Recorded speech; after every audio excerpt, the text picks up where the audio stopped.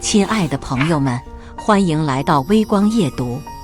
公司空降来的总监曾经是我大学时期的情敌死对头，他一来便故意针对我，恶意裁员还不给赔偿。我笑着问他，确定要这么做？他毫不在意的讽刺，不过是一个社畜小职员，裁掉你怎么了？就你这样的人，我一天能干掉100个。我点点头，直接收东西走人，按流程举报加仲裁。至于公司升级到一半没人管就要崩溃的服务器，那就不关我的事喽。接下来开始我们本期故事，记得点击订阅并开启小铃铛。人事通知：王伟先生，您已经被解雇，请尽快办理离职手续，交还工牌、设备，尽快离开岗位。离职通知的态度强硬到我甚至以为自己电脑中病毒了。定了定神，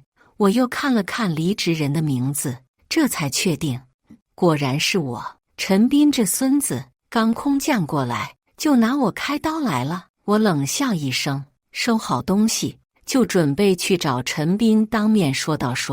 大学时期，我和他共同喜欢上了一个姑娘。虽然那个姑娘没有选择我们俩中任何一个，但是我和陈斌的梁子算结下了，或者说他觉得我俩的梁子结下了。大学学生会，他非得和我竞争会长，我报个社团，他也非得掺和进来，有事没事排挤我。我懒得扯皮，觉得浪费时间，便退出了校篮球队。他竞争了2年，每一次和他对上，这家伙就死盯着我，抢球盖帽，甚至不惜犯规下黑手。大学毕业后，我以为这家伙能消停一点，但是每次同学聚会，这家伙又明里暗里和我比工作，每一次我都含含糊糊，懒得拉扯。这2年，我更是一直专注在新建立的方舟服务器上，甚至公司很多团建我都没参加。这一次陈斌空降成我领导，我都是当天才知道这事。但是这陈斌显然已经关注我很久了。我刚准备找他说道，这家伙就梳着锃光瓦亮的油头，穿着一身利索的黑西装，带着秘书大摇大摆的来了。他装模作样站在门口，双手负在身后，清了清嗓子，环视了一眼办公室。大家好，我是你们新来的分部经理。自我介绍我不多说，大家应该认识我。今天我想着重介绍一下你们的同事王伟，他和我可是很好的大学同学。部门同事把目光对准我，眼神里都透露着仨字儿：拉关系。陈斌笑嘻嘻地走向我，拍着我肩膀，很可惜，你还是和大学的时候一样，干事就知道摸鱼。没想到我刚空降第1天，你就被优化掉了。不过站在工作角度，我还是不得不说，你这种人留在岗位上，的确只会浪费公司资源。我气得冷笑了一声，裁员得给我个离职通知书和补偿吧，给一份啥都不是的通知算是怎么回事？陈斌摸着下巴胡须，皱着眉头靠近，搭着我肩膀凑到我耳边，通知书不给你，你能怎样？补偿我也不给你，你又能怎么样？你这种基层社畜，我辞退你，你又能怎么样？这3个怎么样一出来，我已经清楚结果了。我盯着他，目光冷冷。前些年的事儿我不想跟你计较，不是斗不过你，是我觉得没必要。当年大家总算是公平竞争，这事儿过了这么多年，也早该翻篇了。可我没想到，你这人光长年纪，不长度量，心眼子还没屈大，不遵守劳动法给赔偿是吧？那行，那就等着仲裁好了。陈斌抱着胳膊哈哈大笑，有胆子你就去，老子这就放话，全平台封杀你，被调你别想了，我看哪家公司敢要你。王伟，你这辈子都得挨我一头。说完，我收拾好东西就给我发小打了电话，阿晨，你之前不是说让我去帮你做项目吗？怎么样，还缺人吗？电话那头传来阿晨激动到夸张的声音。窝草，窝草，你愿意来帮我了？你别说我项目缺不缺人，只要你开口要做啥项目，我都哐哐给你投资。这逗逼的话给我整笑了。那我现在找你去，你现在在哪儿？我派人接你。晚上必须中裕酒店搞起。我看了一眼手上的箱子，我被无理由开除了。现在在公司门口喝西北风。阿晨像是听到了什么难以置信的事儿似的，又夸张地连着窝草了7、8声。真假？我亲自去你公司接你，搞什么鬼？把你这大神辞退！欧亚集团疯了。挂了电话，我就在公司门口等阿晨。陈斌这时候换上了一身圣罗兰的衬衫和一条 LV 的牛仔裤，戴着太阳镜，双手插兜，大摇大摆地从公司出来。他现在这模样，哪儿还有半点职业经理的模样？纯粹就是一个花花公子。嘿，伟哥，还舍不得集团，在这惆怅呢？我冷眼瞥了他一眼，和过去一样，没搭理他。陈斌却摘下太阳镜，一只手搭着我肩膀，满脸的得意忘形。你看你现在失业了，下家工作也难找，不知道怎么和家里交代呀。我可以帮你，只要你现在立正站好，好好的自我批评一下，我立刻就让你重新入职。不过呀，只能从基础小职员做起，工资也得减半再减半哦。谁让你能力够不上这么高的薪资呢？哎，对了，你得把大学时期的事儿也算上，好好自我批评，批评的全面点。我不耐烦地看了他一眼，按着他胸膛，一把将他推开。就你这花花公子，也配让我低头？陈斌气得不轻，一手指着我鼻子，两眼瞪得溜圆。一个尼玛刚骂出来，一辆火红的法拉利 F7 就朝着公司门口冲来，一个漂亮的甩尾，稳稳当当地停在大门口。王总，请上车。阿晨穿着一身高级定制下车，恭敬地给我开了车门，而后朝着陈斌竖起了中指。我们扬长而去。后视镜里的陈斌气得把太阳镜砸在了地上，他指着我们车尾，不知道在骂着什么。不过看样子应该挺脏的。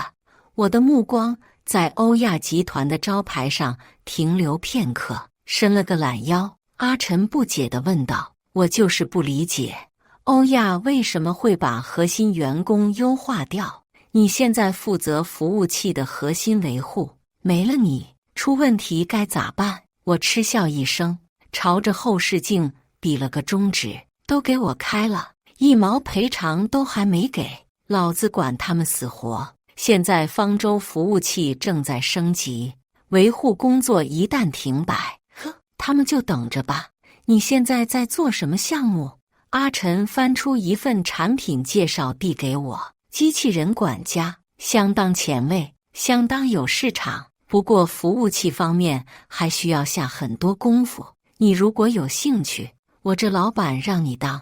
求你赏脸入伙呗。”我笑了笑：“你就这么相信我？”阿晨翻了个白眼，我俩相视一笑。我和阿晨是从小一起玩到大的发小。阿晨家庭条件很好，典型的富二代，尤其是前些年，他老子赶上一波互联网大风，直接被吹上了天，如今身价不知多少个亿。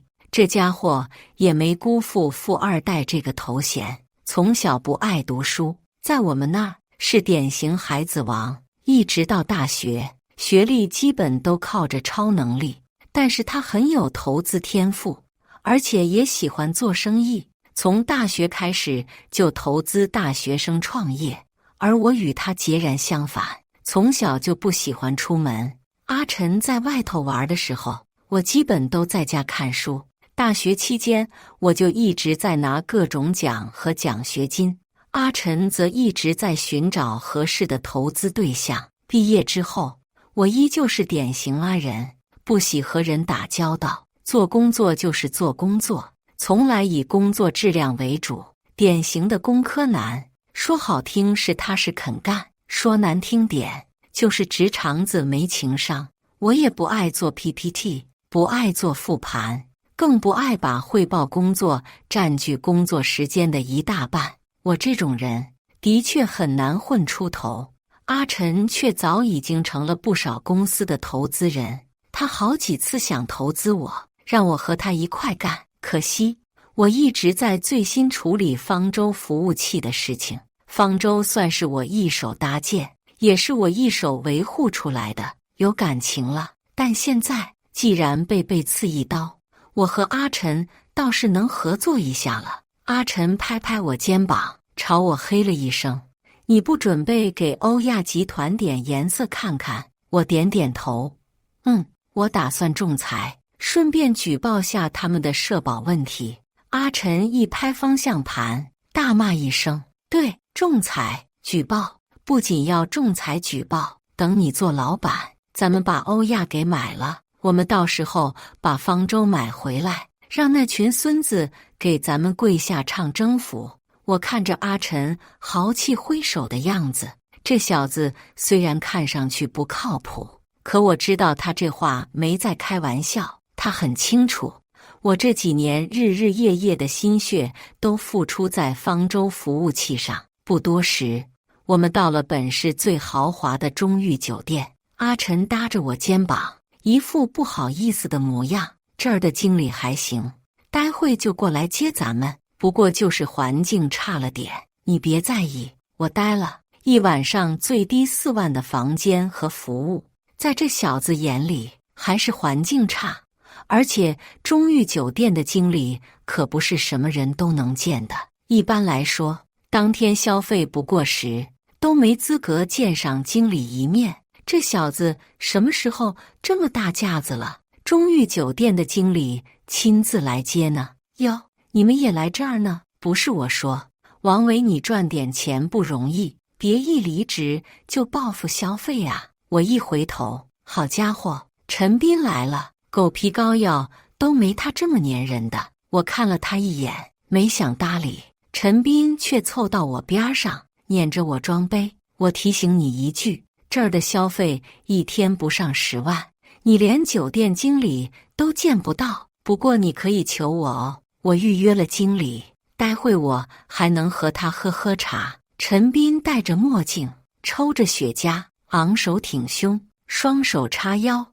我朝着一旁躲开一步，没想搭理他。阿晨估计也觉着和他一般见识掉价，也没搭理。这时候，中裕酒店的经理来了。陈斌得意地看了我一眼，整理了一下西装，他高昂着头的样子，就像是在等待检阅的士兵。经理走到我们面前的时候，陈斌立刻向前一步，伸出手，脸上堆满笑容：“经理你好。”经理从陈斌身边越过，直奔阿晨。陈斌站在原地，他脸上僵硬的表情，我看了都感觉尴尬。我忍不住笑出声。阿晨一边和经理握手，一边不客气地笑：“关经理，你们酒店的客人可真有趣，就你们这破酒店，居然有人以能入住来装逼，甚至还觉得能见你一面就多了不起。关经理面子这么大，这么难请，我咋不知道？”阿晨一边拍着关经理的肩膀，一边哈哈大笑。这下关经理脸上的表情也变得尴尬了。他斜眼看了一眼陈斌，怕是把陈斌记下了。这关经理显然是得供着阿晨呢。这是我兄弟，你好好安排，所有费用算我账上。你但凡让我兄弟心情不好，你自己看着办。阿晨揽着我的肩膀，模样和大学的时候一样嚣张。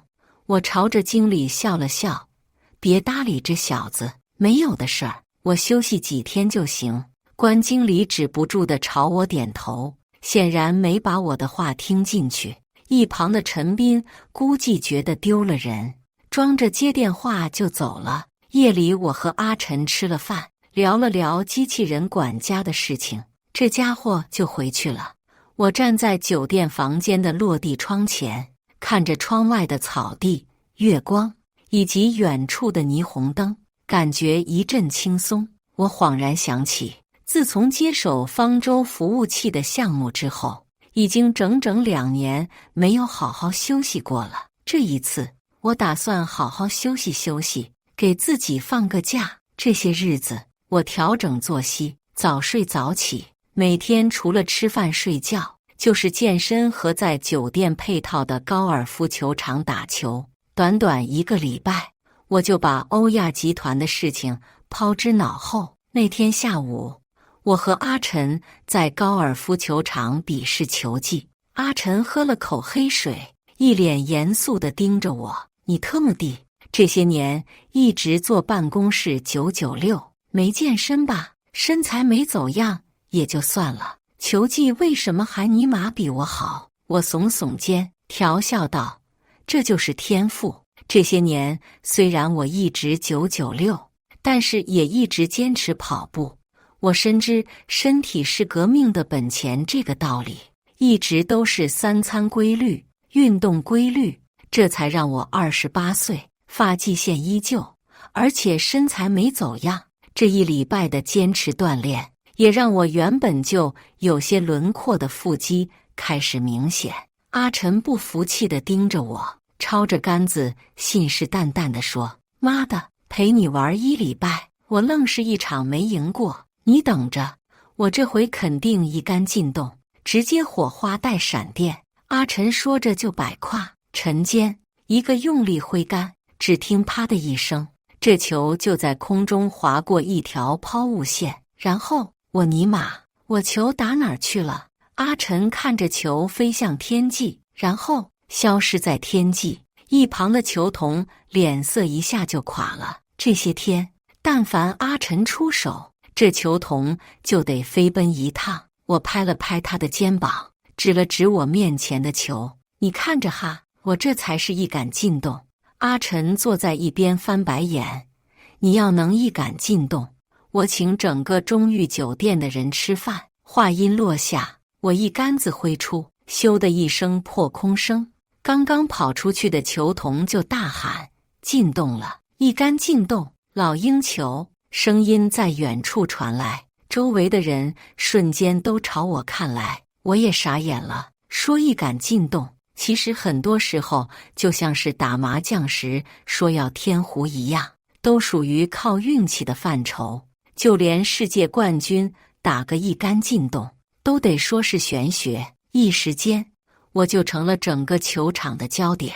一些顾客跟着开玩笑说，让我请他们吃饭。阿晨激动地从椅子上起身：“还真给你一杆进洞了，各位，今天这顿饭我请客，你也太牛了。”球场负责人也亲自过来送了我一个纪念品：“先生，我感觉你能上个职业赛，一杆进洞太厉害了。”我知道这是经理吹捧，跟着打了个哈哈。阿晨给了球童2000块钱打赏，接着请大家吃饭。球场负责人也给我拍了照片记录。该说不说，阿晨也是真不差钱，真就请了球场的人们吃了个饭。整个饭局，阿晨都是主角，大家交换名片和电话，说是庆祝我一杆进洞，实际上大家都在以此拓展人脉。我不喜欢这种场合，本打算早点离开，却被阿晨拦下了。你不喜欢社交，但你迟早得是老板。咱们要做项目，你就得是 CEO。你也不看看陈斌怎么成为你上司的？他没技术没才能，不就靠着长袖善舞？阿晨的话我无法否认。当年大学的时候，陈斌能成为学生会主席，也都靠着送礼吃饭。我被开除之前，我也听说陈斌在其他区是社交能手。我看了阿晨一眼，心里也明白，往后我再做项目、做产品，不论如何，我得有实权。我并不想被人摘走我的劳动成果。当天晚上，我的确留下了，不过还是觉得不自在。我不理解这些人非得整虚头巴脑的做什么，甚至有些话也是说的含糊其辞的。好几次有人找我搭话，我都含糊应付了。夜里回去，阿晨说：“你小子社交得多锻炼。”我笑笑没说话。真就做了 CEO， 那也是做管理，又不是做社交。夜里回房，脑子正迷糊，忽的就接到了欧亚同事的电话：“哥，你快看下网上的帖子。”我是真不理解，你都走了，为什么还能有这种帖子出来？而且还是直接转发到我们工作群。之前工作群一直不让随便说话的，现在倒好。我愣了一下，没在意的问他：“小雷，什么帖子？咋了？你上我们工作群看看吧。”之前的工作群我一直设置的免打扰，也忘了退群。我刚挂电话，点进去一看，酒就清醒了一半。陈斌真是不依不饶啊！我都走了，还整这么一出。工作群里有人截图了一张某卖的帖子，明面上说的是欧亚的员工管理到位，裁员也只裁了1位，说是只有1位不负责的员工，看上去是在夸欧亚的员工管理制度完善，实际上洋洋洒洒近1万字，都在说我这个被裁的员工有多不负责。帖子最后还说了一下刚上任的区域经理兢兢业业，以及对员工工作有多负责。我一看署名，居然没有，我一下就笑了。这不是陈斌写的才有鬼，而群里现在已经热火朝天的议论上了。我早就看王伟不行，整天和哑巴似的，团建也不来，平常也不合群，一看就是工作没做好。心虚，他在我们公司这么多年了，不是这事儿我都不知道他名字。他是我们维护部门的，这些年他就是整天摸鱼，我都不好意思说他，说我整天摸鱼的是我同部门同事。我还记得当年他刚刚入职的时候，还是我一手教出来的，现在居然抱上了陈斌的大腿，跟着他踩起我这个师傅来了。好一棵风往哪吹往哪倒的墙头草，职场公贼非他莫属。想了想，我退出了帖子，没搭理这些人。现在和他们争论，我都觉得浪费口水。方舟服务器免不了漏洞，如今升级到了关键时刻，不崩是不大可能的。到时候我倒是想看看这些打嘴炮的又有几个能处理。关上手机，小雷还在给我发消息，和我抱怨现在办公室环境和酒桌文化。我和他扯了2句，让他好好工作。这小子也是我一手带出来的，而且性格和我很像。这些年整个部门也就他和我走得近一些。帖子的事，阿晨不知道从哪儿知道了，第2天一早就火急火燎来找我。这陈斌是为了让你在整个行业都混不下去啊！这件事一出，还有什么公司会要你？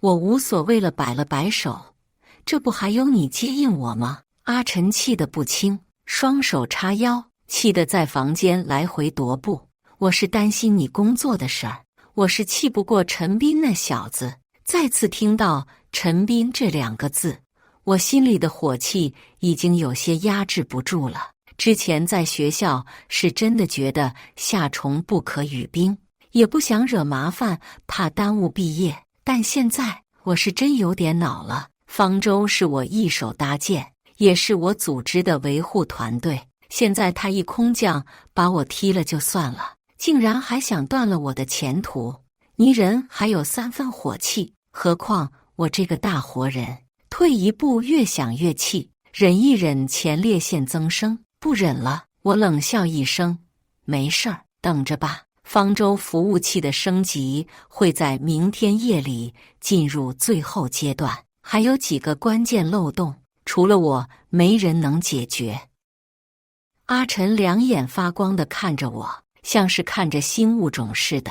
卧槽，原来你这泥塑木雕也会生气啊！这家伙一下把我逗乐了。果然第二天夜里8点半，阿晨着急忙慌地拉着我去了家酒吧。这小子点了一桌子好酒，就是没见一个姑娘，怎么没找人陪你？这不像你的风格呀。阿晨将一颗樱桃塞进嘴里，你看看现在的欧亚股票，好家伙，昨天欧亚凭借方舟服务器和手上的 AI 项目，一股还有30多美元，可以说是韭菜园里蒸蒸日上的一只独角兽。而现在的欧亚股价已经跌了5块多，服务器出事了。我毫不意外地问。阿晨翻出新闻，乐不可支。今天夜里8点半整，方舟服务器瘫痪，现在用户不仅登录不上 AI 软件，甚至数据都不知道还在不在。方舟服务器最大的应用就是 AI 视频生成，现在放在服务器上的用户视频恐怕危在旦夕。他一边说着，一边开了香槟，来庆祝一下欧亚的危机。阿晨刚倒好了酒，陈斌的电话就来了。王伟，你怎么回事？离职之前你应该办的事情为什么没做好？赶紧回公司把事儿给我办了。我接了电话，开的免提。原本我想着他应该会识时务，至少不会如此傲慢。不过现在看来，陈斌是觉得现在又找到一个可以拿捏我的事儿了。我嗤笑一声，拿起电话，拎不清的沙笔。说完我就把电话给挂了。这时阿晨朝着我竖起大拇指，缓慢点着头，好好好，就应这样，你在大学就应该有这个架势了，你早这样，这陈斌都不敢对着你撒泼。我愣了一下，的确，大学时期开始我就不喜欢和人争什么，该读书读书，该做论文做论文，毕业之后该做技术做技术，该工作工作。我一直觉得事实胜于雄辩，可是现实好像并非如此。我端起酒杯和阿晨碰了一下，你这话说得对，以后我要换个活法了。阿晨哈哈一笑，酒还没喝，这陈斌就又来电话了。接起电话，陈斌果然换了语气，现在他负责的分部出现这种问题，肯定是急成热锅上的蚂蚁了。哎呀，王哥，我们好歹也是大学同学，今天这事儿你肯定知道了，你就当帮我个忙，你之前离职的通知书和补偿我一定到位。我和阿晨对视了一眼，朝着电话嗤笑一声，给我一个帮你的理由，随即按下挂断键。我本以为被挂2次电话，这小子能有点觉悟，可是没想到他把面子看得比前途更重。再次接通，大家都是同学，这点事情就不要闹得这么难看了。你的那个赔偿和通知书马上。我懒得听他废话，直接把电话又挂了。这小子不应该是放不下面子的人，依我看，他也就因为是你，所以一直拉不下脸。阿晨喝了口威士忌，有些微醺的伸了个懒腰。我冷笑了一声，酒也有点上了头。我不想闹僵，方舟毕竟是我一手搭建起来的，但是这陈斌也的确该收拾收拾了。我心里微微有些情绪，看着自己做出的成绩，现在不仅无法获得用户认可，还落得个遭受用户唾骂的境地，我心里也不是滋味。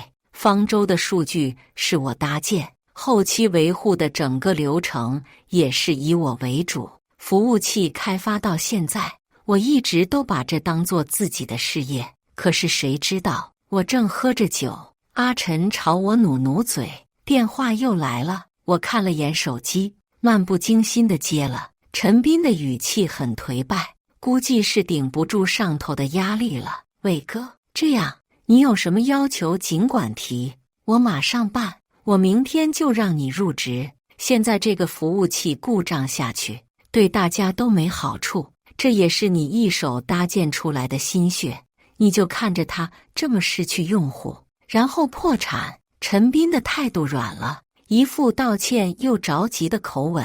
也不得不说，他也的确找到了我的软肋。毕业后，我所有心血都在方舟服务器上，现在看着事情变成这样，我也不希望孩子消失。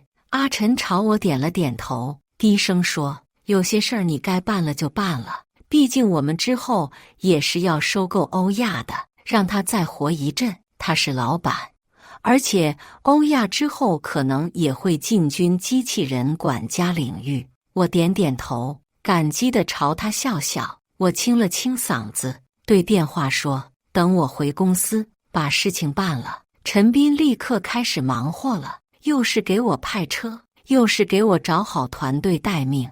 我一回到公司就加班加点开始修复数据。陈斌坐在我旁边，一会一通的董事长电话，急得满脸通红。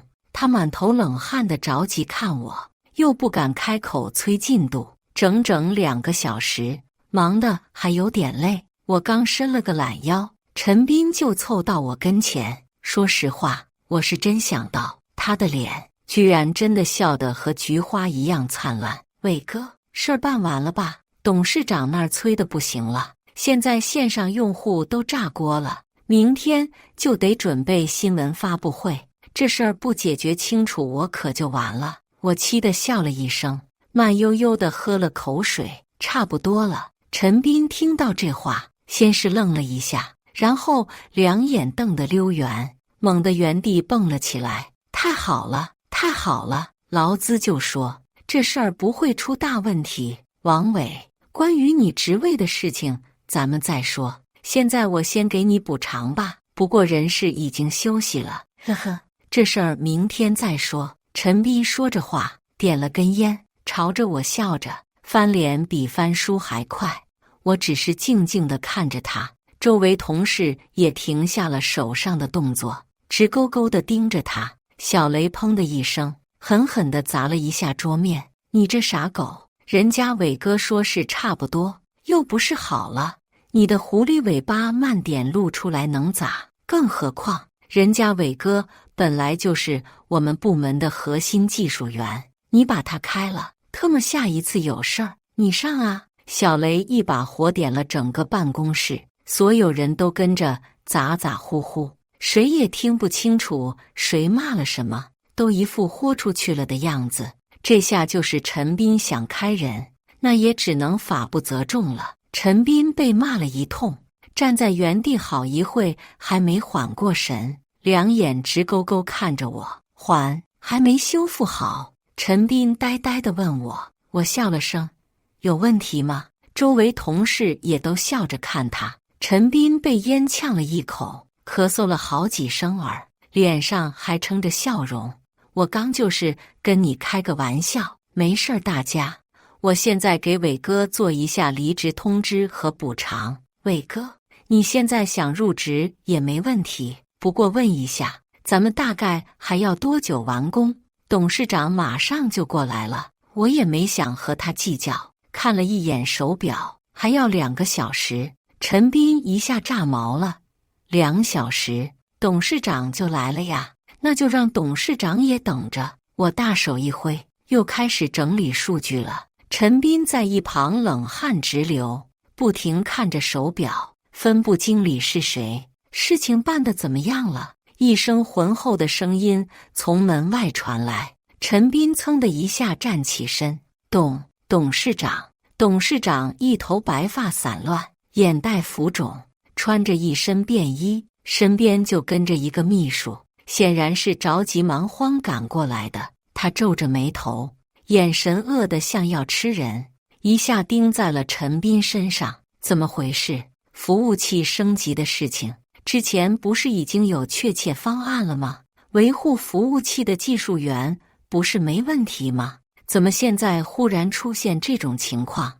董事长压着怒气，两眼直盯着陈斌。董事长，还有1个小时，只要1个小时，我的团队一定解决问题。现在线上已经发布了公关文件，咱们的用户不会受到什么影响的。后期的补救措施我也做好了，我也会亲自开个直播道歉的。陈斌身体立得板正，态度相当可取。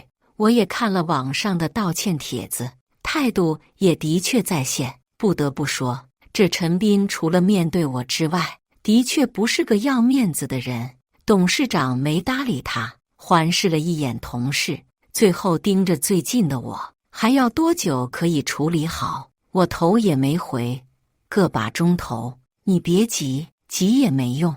这个漏洞本来就做好方案了，谁让某人把我非法辞退了？